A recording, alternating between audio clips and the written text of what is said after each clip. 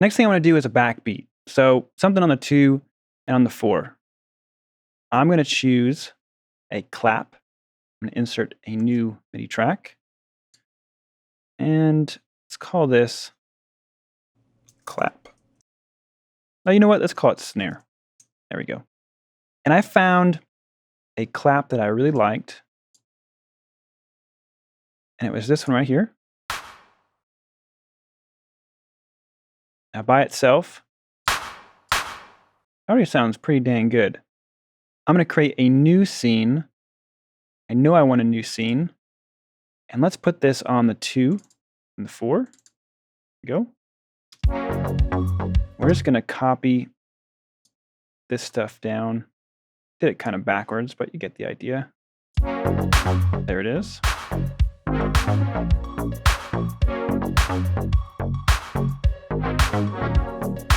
All right, so that sounds pretty good. Let's just start tweaking this just a bit. I want to get rid of some of the mud on this track, so let's do an EQ. Again, man, I need a preset for high pass because I just do it too much not to have a preset for high pass. A little bit more clarity there. Add some love to this clap. So I'm going to use the built-in filter section of this simpler.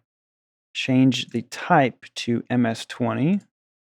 And I don't even want to close this low pass. I just want to give it some drive.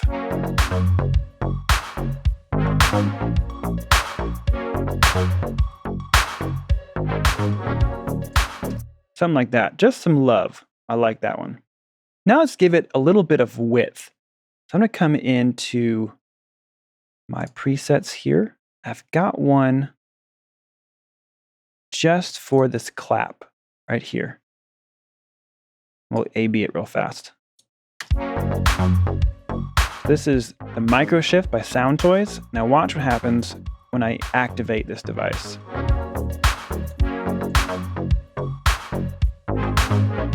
It's not all the way wet. It's about, I'd say, 25%. There's wide. All the way wet. Just drop it down. Just a little bit. There we have our backbeat. Next up, let's talk about parallel compression.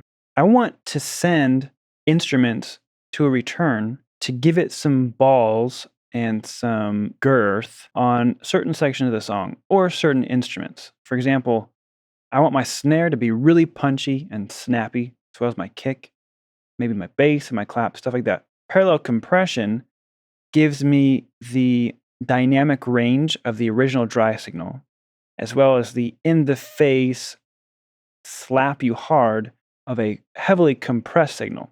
The first thing I'm going to do is stick my effects on that New York compression or parallel compression track. Usually when you heavily compress a signal, you're going to really bump the low end. So I just like to do, yes, a high pass. I should just create that preset right now, right? Let's do it.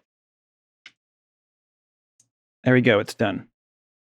After that, we're going to go in and add a compressor.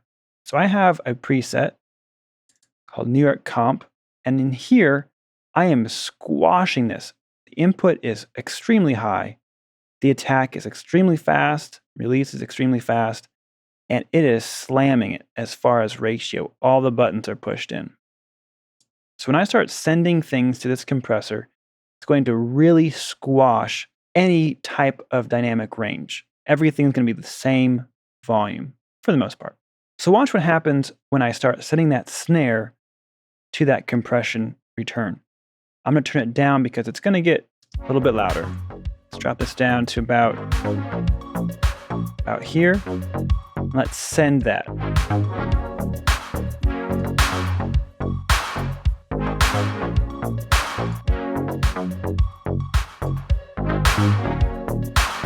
Now we'll probably come back later and we'll probably adjust some of that, fine tune it, maybe not send as much, but I am going to bring it down right now.